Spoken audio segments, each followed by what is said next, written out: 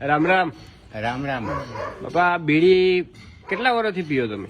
પેલી બાપા નાનપણથી જ પીએ તમે. હા, ડોહેલા કોઈ કહેતા નહીં? ડોહેલાની સોરાઈ પીતા એમ. ક્યાં સોરાયું પીતા? ગામમાં?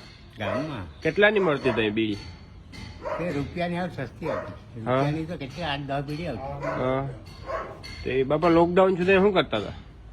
લોકડાઉન સુધી બહુ મારામારી હતી હો ભાઈ. હા. વ્યસન વાળાને તો બહુ તકલીફ હતી. બહુ તકલીફ હતી. તમે શું કર્યું? ડોહેલા બધી કઈ જૂના જુગાડ કર્યા હતા લોકડાઉન પર?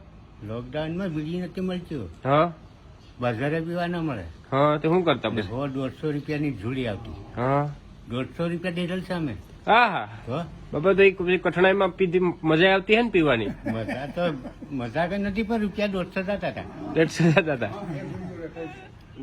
આમ ઝારવીને પીતા હે ને?